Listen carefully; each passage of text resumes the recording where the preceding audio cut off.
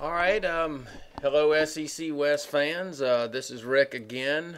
We're going to talk about the upcoming Week 6 and touch on a little bit of Week 5. I also wanted to tell you what we got coming up this week. For sure, we're going to have an Alabama fan and an Ole Miss fan call in. That's going to be Wednesday around 5:30, and they're just going to go at it. Again, we're going to keep it for 10 minutes for YouTube, but if it goes over that, we'll probably just let them have it. We're also, I haven't got this scheduled up yet, but I have a couple Florida fans that's on here that told me before the games, before this week came up, that they wanted to get on here and do the same thing with me, probably me and my cousins or other LSU fans. We'll see if that happens, but I haven't got a definite time on that yet. We'll just have to see what plays out with that. I've been listening to the Paul Feinbaum today. I listened to old Bill King. Read a lot of newspaper articles today, and it seems like the whole SEC world is up in arms about Green's celebration penalty after the touchdown he scored against LSU. I can't say that I don't agree. I think all the refs have gone, and they're gone nuts with the celebration penalties and all this. I don't think they've been trying to keep the letter of the intent of what that rule was supposed to have accomplished. I think both Green's penalty and Charles Scott's penalty was wrong. All you Georgia fans got to remember Charles Scott got one too. So anyway, since I am an LSU fan, I did want to take a second and go over that Georgia game. I got three things out of that game. We finally gave the ball to Charles Scott 19 times, and I've been calling for him to get the ball 20 times a game. They gave it to him 19 times. He got 95 yards. Granted, 33 of that was on a touchdown run, but my argument about that is you got to give the kid the ball at least 20 times a game, and something like that's going to happen. He's going to bust loose. You just got to be patient and give him the ball. LSU needs to stop running the option. Didn't work well against Georgia. It's not going to work against Florida or Alabama or probably Ole Miss. Maybe against Arkansas, but I think for this month at least coming up, we need to ditch the option. Number two is Jordan Jefferson.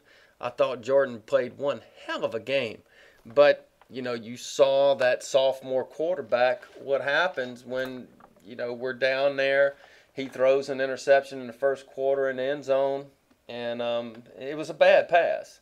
It was a good defensive play by Georgia too. You can't take anything away from the defensive back, but that was just another sign of a sophomore quarterback maturing, making an ill-advised throw. I was very happy with our defense.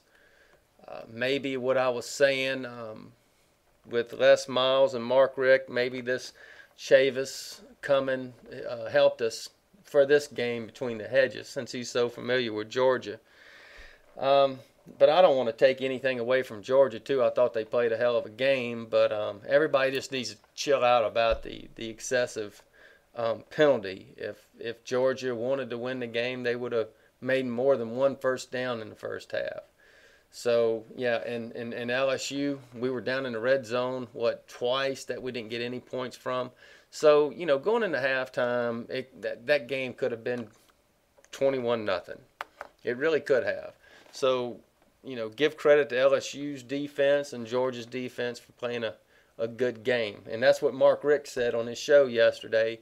He said the defense of Georgia was masterful performance. That was his quote. And I agree with him. We did say at the end of this, either LSU or Georgia, whoever loses is going to be in big trouble. And LSU might still be in big trouble, but Georgia's sure enough in big trouble. And, they're probably going to have to fight for their life against an angry Tennessee team this weekend. But that's in the SEC East. We don't really care about that. LSU's got Florida coming up. Again, LSU's going to be playing in the premier game, not only in the SEC West, but in the SEC as a whole, probably in the nation. Number 1 versus number 4. Let's see. Florida opened up at a 9-point favorite. I'd agree with that. There's a lot of controversy going on whether Tebow's going to play or not.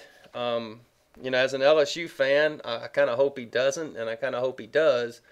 But as a fan of good kids and good people, which Tebow is, I think him and his family and his coach and everybody else, even his doctors, would be crazy to put the kid out there on the field, considering the concussion he got. I'm not a doctor, but I don't see how he can automatically be ready for in 2 weeks. On the flip side of that, we never did get to Cox this week, so maybe Urban Meyer can say, well, hell, he's not going to get hit anyway. But we all know Tim Tebow's a competitor, and he's going to put his head down before anybody else. And I really hope, I don't want to see the kid get hurt, and that's what could happen. So if I was the coach, which I'm not, I would bench him. And as an LSU fan, again, I hope that happens, but I kind of don't, because, I mean, it's a no-win deal. If you beat a Florida team without Tebow,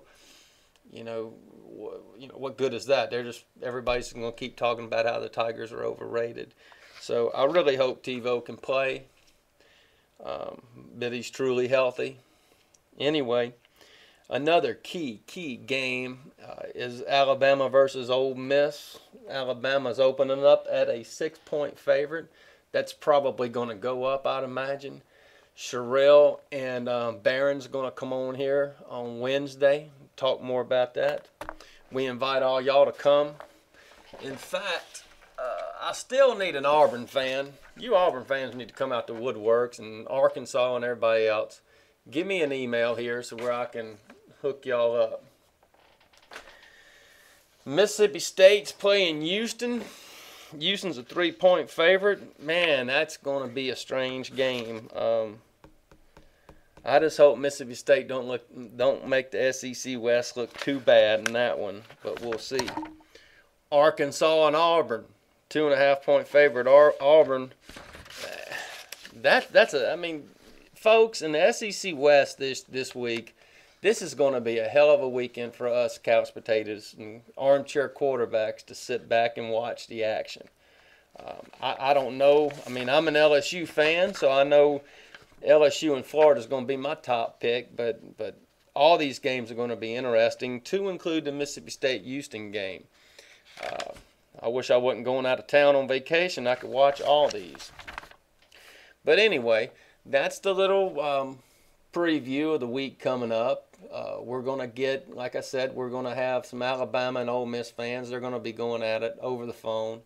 And hopefully our buddy from Florida that emails me from time to time is going to schedule some time to come on here and tell me how the Florida's going to beat LSU. Just a quick preview to that game. I don't see how in the world, with the way we've been playing, we're going to be even competitive in this game with or without Tebow. So I'm not going to sit here and say that I'm being a Homer LSU fan. From what I have seen of the Tigers so far, on the bright side, they have found ways to win, and they are coming together, and Jordan Jefferson's growing. He's going to be a quarterback for the ages in the next 2 years. But we'll see what can happen this year. I think we got a shot. Anyway, so that's it. Look forward to your emails again, and y'all take it easy. See you next time.